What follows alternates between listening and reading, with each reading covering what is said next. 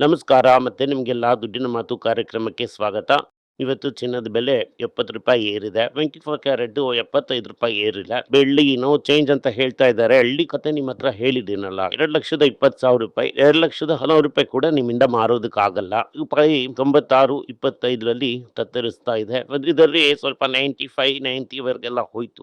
ಅದೆಲ್ಲ 100ರಿಂದ 93ಕ್ಕೆ ಬಂದಿದೆ. ಇನ್ನೂ ಕೂಡ ಕಡಿಮೆ ಆಗಿದೆ. ಆದ್ರೆ ಇಂಡಿಯಾದ ಬ್ಯಾಸ್ಕೆಟ್ 93, 94ರಲ್ಲೇ ಇರುತ್ತೆ. ನಿಫ್ಟಿ ಎಗ್ರಿ ಜಂಪ್ ಮಾಡಿ 24 ಎಲ್ಲ ದಾಟ್ತು. ಡ್ಯಾನ್ಸ್ ಎಲ್ಲ ಆಡಿ ಆಯ್ತಾ? ಸ್ವಲ್ಪ ಮತ್ತೆ ಕಡಿಮೆ ಆಯ್ತು. ಸೊ 24,000ಗೆ ಸ್ವಲ್ಪ ಕಡಿಮೆ. ಬ್ಯಾಂಕ್ ನಿಫ್ಟಿ 500 ಪಾಯಿಂಟ್ ವರೆಗೆಲ್ಲ ಮೇಲೆ ಹೋಗ್ಬಿಟ್ಟು ಕೊನೆಯದಾಗಿ 394ಗೆ ಮುಗೀತು. IT 2.2% up, pharma 1% up, FMCG 1% up, auto 1.6% up. ಇವತ್ತು 0.6% ಅಪ್ಪು. ಇವತ್ತು ಜನರನ್ನ ಕೈಯಲ್ಲೇ ಹಿಡಿಯೋಕ್ಕಾಗೋದಿಲ್ಲ. ಆ ರೀತಿ ಏರಿದೆ. 3 ಪಟಾಕಿ ಲಿಸ್ಟ್ ಸ್ಟಾಕು 52 ವೀಕ್ ಹೈ. ಒಂದು IDFC ಫಸ್ಟು, ಆಮೇಲೆ ತಮಿಳ್ನಾಡು ಮರ್ಕಂಟೈಲ್ ಬ್ಯಾಂಕ್, ಮೂರನೇದು ಮಣಪುರಂ. 3 ಕೂಡ ಗಿಲ್ಲಿ ತರ ಎಗರಿದೆ. ಸೊ ತಮಿಳ್ನಾಡು ಮರ್ಕಂಟೈಲ್ ಬ್ಯಾಂಕ್ಗೆ ಹಲವರು ಗೋಳಾಡ್ತಾ ಇದ್ರಿ. ಗೋಳಾಟ ಇಟ್ಟಂತವ್ರೆಲ್ಲ ಇವತ್ತು ಸಂತೋಷ ಪಡ್ತಾ ಇದ್ದಾರೆ ಅಂತ ಅನ್ಕೋತಾ ಇದ್ದೀನಿ. 11% ಅಪ್ ಇವತ್ತು. ಇನ್ಫೋಸಿಸ್ ಕೂಡ 3.5% up, South Indian bank up, Tata commercial vehicle up, TCS up, ಸಂಗಮೈಲ್ ಅಪ್ಪು, ಟೆಕ್ ಮಹೀಂದ್ರ ಅಪ್ಪು. ಇದೆಲ್ಲ 2%ಗಿಂತ ಮೇಲೆ ಅಪ್ಪು. ಸಂಗಮೈಲ್ ಕೊನೆಯದಾಗಿ 6% ಅಪ್ಪು. ಮಹೀಂದ್ರ ಕೂಡ 1% ಅಪ್ಪು ಕೊನೆಯದಾಗಿ. Divi's lab, Muthoot finance, Indus end bank ಇದೆಲ್ಲ 1.5%ಗಿಂತ ಮೇಲೆ ಅಪ್ಪು. ಐಪಿಸಿ ಕೂಡ ಹೋದ್ರೆ ಹೋಗ್ಲಿ ಅಂತ 0.85% ಅಪ್ಪು. ನಾಟ್ಕೋ 0.5% ಅಪ್ಪು. ಅನಂತಪುರಮು 1.9% ಅಪ್ಪು. ಆದ್ರೆ 52 ವೀಕ್ ಹೈ. ಮಾರ್ಕೆಟ್ ಒಂದೇ ಖುಷಿನಲ್ಲಿದೆ. ಯಾಕಪ್ಪ ಈ ಮಾರ್ಕೆಟ್ ಖುಷಿಯಲ್ಲಿದೆ ಅಂತಂದ್ರೆ, ಟ್ರಂಪ್ ಸ್ವಲ್ಪ ದಿನ ನಾನು ರೆಸ್ಟ್ ತಗೋತೀನಿ, ಗುಂಡು ಹಾಕಿ ಸುಸ್ತಾಗ್ಬಿಟ್ಟಿದೆ, ಅದರಿಂದ ನಾವಿಬ್ರು ಒಂದ್ ಸ್ವಲ್ಪ ದಿನ ಮಾತಾಡಿ ಬಗೆಹರಿಸ್ಕೋತೀವಿ ಅಂತ ಹೇಳಿ ಈಗ ಸದ್ಯಕ್ಕೆ ಮಾತುಕತೆ ಏನೂ ಇಲ್ಲ. 2 ದಿನಕ್ಕೆ ಗುಂಡು ಸಹ ಇಲ್ಲ. ಆದ್ರೆ ಸೆಂಟ್ರಲ್ ಬ್ಯಾಂಕ್ಗಳು ಏನ್ ಮಾಡಲಿದ್ದಾರೆ ಅಂತ ಅನ್ನೋದು ಗೊತ್ತಿಲ್ಲ. ನಿಮ್ಮ ಹತ್ರ ನಾನು ಹೇಳಿದ ತರ ಮುಂದಿನ ವಾರ ಮಾರ್ಕೆಟ್ ಹೇಗಿರುತ್ತೆ ಅಂತ ವಿಷ್ಣು ಕೇಳಿದಾಗ ನಾನು 2 ವಿಧದಲ್ಲಿ ಅಂತ ಹೇಳಿದ್ದೆ. ಟ್ರಂಪ್ ರೆಸ್ಟ್ ತಗೊಂಡ್ರು ಅಂತಂದ್ರೆ ಮಾರ್ಕೆಟ್ ಏರುತ್ತೆ, ಟ್ರಂಪ್ ಗುಂಡು ಹಾಕಿದ್ರು ಅಂತಂದ್ರೆ ಮಾರ್ಕೆಟ್ ಬೀಳುತ್ತೆ ಅಂತ. ಈಗ ಟ್ರಂಪ್ ರೆಸ್ಟ್ ತಗೋತಾ ಇದ್ದಾರೆ. ಸೊ ಎಷ್ಟು ದಿನಕ್ಕೆ ಈ ರೆಸ್ಟ್ ಅಂತೆಲ್ಲ ಹೇಳೋದಕ್ಕಾಗಲ್ಲ. ಈಗ ಸದ್ಯಕ್ಕೆ ರೆಸ್ಟ್. ಸ್ವಲ್ಪ ದಿನದಲ್ಲೇ ಈಗ ಬ್ಯಾಂಕು ಇಂಟ್ರೆಸ್ಟ್ ರೇಟ್ ಇದೆಲ್ಲ ಏರಿಸ್ಬೇಕು. ಈಗ ಅಮೆರಿಕ ಏನ್ ಮಾಡ್ತಾರೆ, ನೋ ಚೇಂಜ್ ಅಂತ ಹೇಳ್ತಾರೆ. ಅದರಿಂದ ಈಗ ನೋ ಚೇಂಜ್ ಅಂತಂದ್ರೆ ಗೋಲ್ಡ್ ಏರುತ್ತೆ. ಅಂದ್ರೆ ಮಾತಾಡುವಾಗ ಹಾಕಿಶ್ ಆಗಿ ಮಾತಾಡ್ತಾರೆ. ಇಂಡಿಯಾದಲ್ಲಿ ಕ್ರೂಡ್ ಬಾಸ್ಕೆಟ್ 52% ಏರಿ $103.5 ಮೇಲೆ ಹೋಗಿದೆ. ಹಂಗೆ ಒಂದು 5% ಕಡಿಮೆ ಆಗಿರೋದ್ರಿಂದ 99 ಗಿಂತ ಕಡಿಮೆ ಆಗಿ ಈ ದಿನ 20 ದಿನದಲ್ಲಿ ಟ್ರಂಪ್ ಭಾಗವತರು ಏರಿಸಿದ್ದಾರೆ. ಲಾಸು ಭಯಂಕರವಾಗಿ ಎಗರಿದೆ. HPCL, PPCL. ಫೆಡರಲ್ ರಿಸರ್ವ್ ಈಗ ಸದ್ಯಕ್ಕೆ ನಾವು ರೇಟ್ನ ಏರ್ಸೋದಿಲ್ಲ, ಹಂಗೆ ರೇಟ್ನ ಕಡಿಮೆ ಕೂಡ ಮಾಡೋದಿಲ್ಲ ಅಂತ ಹೇಳ್ತಾ ಇದ್ದಾರೆ. 3.5ರಿಂದ 3.25%. ಇಷ್ಟು ಒಂದ್ಸಲನಾದ್ರೂ ರೇಟ್ನ ಏರಿಸ್ತಾರೆ ಅಂತಾನೆ ಮಾರ್ಕೆಟ್ ಎದುರು ನೋಡ್ತಾ ಇದೆ. ರೇಟ್ನ ಕಡಿಮೆ ಮಾಡ್ತಾರೆ ಅಂತ ಎದುರು ನೋಡ್ತಾ ಇದ್ದಾರೆ. ಎನಿವೆ 3.5ರಿಂದ 3.25 ಅಂತ ಅನ್ನೋದು ತುಂಬಾ ಹೈ ಪರ್ಸೆಂಟೇಜು. ಈ ರೇಟ್ಗೆ ನಿಮ್ಗೆ FI ಈ startup India, stand up India ಎಲ್ಲ ಬರೋದಿಲ್ಲ. ಅದಾದ್ಮೇಲೆ FIs 75% ನಿಫ್ಟಿ 50 ಕಂಪನಿಗಳಲ್ಲಿ ಪೊಸಿಷನ್ನ ಕಡಿಮೆ ಮಾಡಿದ್ದಾರೆ. ಇದರಲ್ಲಿ Max, Eternal, HDFC life, Cipla, Adani ಇದೆಲ್ಲ ಮೇನ್ ಆಗಿದೆ. ಪ್ಲಸ್ ರಿಟರ್ನಿಂಗ್ ಮಾಡಿದ್ದಾರೆ. ಈ HDFC ಬ್ಯಾಂಕು, ರಿಲಯನ್ಸು, ಇನ್ಫೋಸಿಸ್ 13 ಕಂಪನಿನಲ್ಲಿ ಶೇರ್ನ ಏರಿಸಿದ್ದಾರೆ. ಟಾಪ್ 10 ಕಂಪನೀಸ್ ಹೋದಂತ ಒಂದು ವಾರದಲ್ಲಿ 2.25 ಲಕ್ಷ ಕೋಟಿಗೆ ಗೋಲ್ ಬಿಟ್ಟಿದ್ದಾರೆ. ಅದರಲ್ಲಿ ಸ್ವಲ್ಪ ಇವತ್ತು ಅದನ್ನ ಏರಿಸಿರ್ತಾರೆ. ಆದ್ಮೇಲೆ ಈ HDFC ಬ್ಯಾಂಕು ಕಷ್ಟದಲ್ಲಿದೆ. ಯಾಕೆ ಕಷ್ಟದಲ್ಲಿದೆ ಅಯ್ಯೋ ಅನ್ನುವಂತ ಒಂದು ಪ್ರಾಬ್ಲಮ್ ಅಲ್ಲಿದೆ. ಅಂತಂದ್ರೆ ಯಾರು ಕೂಡ ಡೆಪಾಸಿಟ್ನ ಹಾಕ್ತಾ ಇಲ್ಲ. ಓದ್ಬಿಟ್ಟು ಹಾಕಿದ್ರೇನೆ ಅದು ಉದ್ಧಾರ ಆಗೋದು. IDFC ಬ್ಯಾಂಕು ಮೊದಲನೇ ಕ್ವಾರ್ಟರಲ್ಲಿ ಹೋದ ವರ್ಷಕ್ಕಿಂತ ಡಬಲ್ ಪ್ರಾಫಿಟ್ನ ತೋರಿಸಿದೆ. ಇವರು 20,000 ಕೋಟಿ ಫಂಡ್ ರೈಸ್ ಮಾಡ್ಬೇಕಂತಿದ್ದಾರೆ. ಸೊ 20,000 ಕೋಟಿ ಬಂದು ಎಷ್ಟು ಡೆಡ್, ಎಷ್ಟು ಈಕ್ವಿಟಿ ಅಂತ ಅನ್ನೋದು ಗೊತ್ತಿಲ್ಲ. ಈಕ್ವಿಟಿ ಸರ್ ಬಾಂಡ್ ಆಗಿ ತಗೊಂಡ್ರು ಅಂತಂದ್ರೆ ಸ್ಟಾಕ್ ಬೆಲೆ ಏರುತ್ತೆ. ಈಕ್ವಿಟಿ ಇನ್ಫ್ಲೇಷನ್ ಹೌದಾ ಇಲ್ವಾ ಅಂತ ಅನ್ನೋದು ಹೋಗ್ತಾ ಹೋಗ್ತಾ ಗೊತ್ತಾಗುತ್ತೆ. ಈಗ ಖಾಸಾ ಪೊಸಿಷನ್ನ ಸ್ಟ್ರೆಂಥನ್ ಮಾಡಿದ್ದಾರೆ. ಬ್ಯಾಂಕ್ ಇನ್ನೂ ಕೂಡ ಸ್ಟ್ರೆಂಥನ್ ಆಗ್ತಾನೆ ಇದೆ. ಇಂದ ಈಗೇನು ಚಿಂತೆ ಮಾಡೋದಕ್ಕಿಲ್ಲ. ಅರ್ಥಾದಂತ ಒಂದು ಸ್ಟೆಪ್ಸ್‌ನೇ ತಗೋತಾ ಇದ್ದಾರೆ. ಕರೆಕ್ಟಾಗಿ ನೋಡ್ತಾ ಕೂತಿದ್ದೀವಿ. ಟಾಟಾ ಕನ್ಸ್ಯೂಮರ್ ಏನ್ ಹೇಳ್ತಾ ಇದ್ದಾರೆ ಅಂತಂದ್ರೆ, ನಾವು ಈ ಡಬಲ್ ಡಿಜಿಟ್ ಗ್ರೋತ್‌ನ ತಗೊಂಡು ಬರಲಿದ್ದೇವೆ. ನ್ಯೂ ಏಜ್ ಬಿಸ್ನೆಸ್‌ನ ತುಂಬಾ ಹಿಡಿತೀವಿ ಅಂತ ಹೇಳ್ತಾ ಇದ್ದಾರೆ. ಆಮೇಲೆ ಬೇಸಿಕ್‌ಲಿ ಏನು ಅಂತಂದ್ರೆ, ಇನ್ನೂ ಸ್ವಲ್ಪ ಡೈವರ್ಸಿಫೈ ಮಾಡಿ ಕೂಡ ಪ್ರಾಡಕ್ಟ್ಸ್‌ನ ಆಡ್ ಮಾಡ್ತಾರೆ.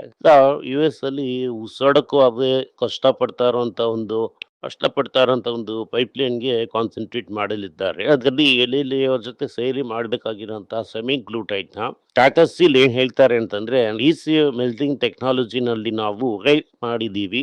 ಕೋಕ್ ಇಸಿಯು ಕಟ್ ಮಾಡಿ ಫ್ರೆಂಡ್ಲಿ ಆಗಿ ಮಾಡ್ತಾ ಇದ್ದೀವಿ ಅಂತ ಹೇಳ್ತಾ ಇದ್ದಾರೆ. ಕಂಪನಿ 2,500 ಕೋಟಿ ಇನ್ವೆಸ್ಟ್ ಮಾಡಿ 20% ಆಫ್ ಅವರ್ನಸ್ಸು ಗ್ರೀನ್ ಮಾಡಲಿದ್ದಾರೆ.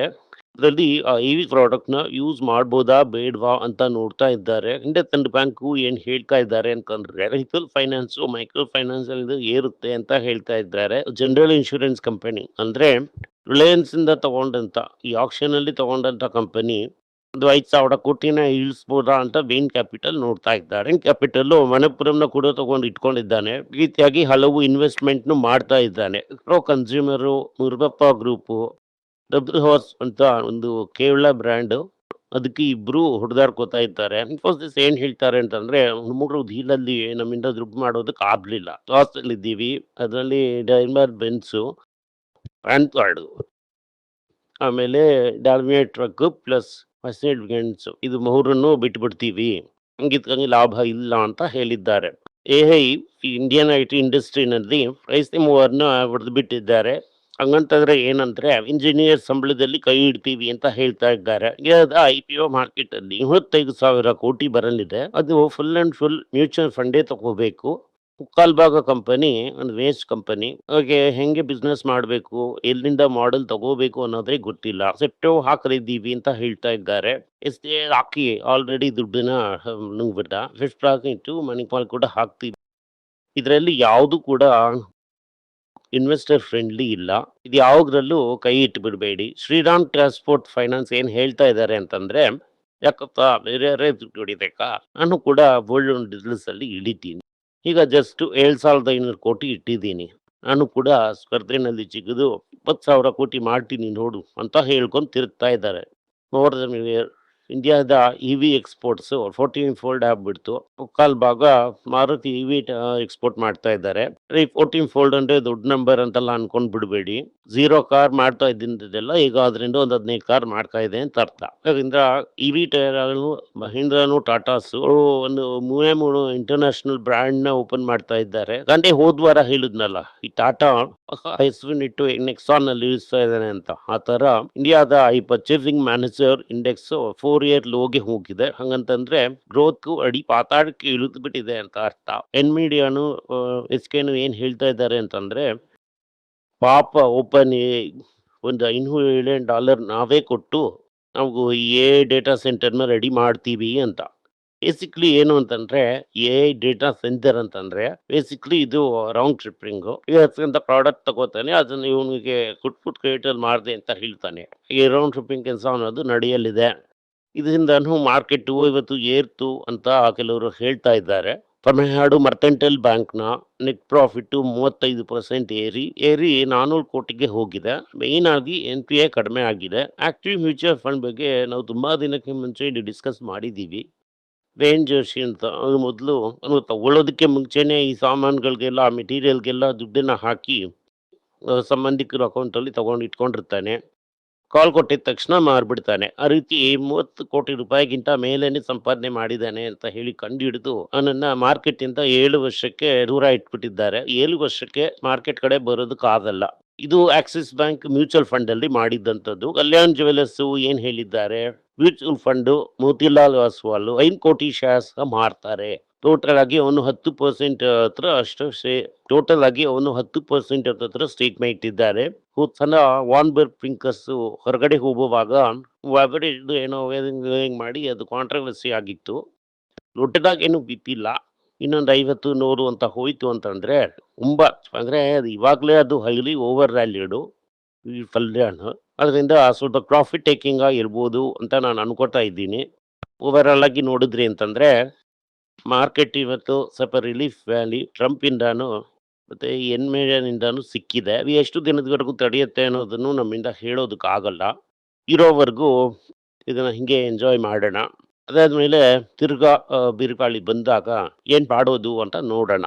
ಕಷ್ಟವಾದಂಥ ಸಮಯದಲ್ಲಿ 3 ಪಟಾಕಿ ಲಿಸ್ಟ್‌ನ ಸ್ಟಾಕು ಕೇಳೋದ್ರಲ್ಲಿ ತುಂಬಾ ಸಂತೋಷ ನನಗೆ.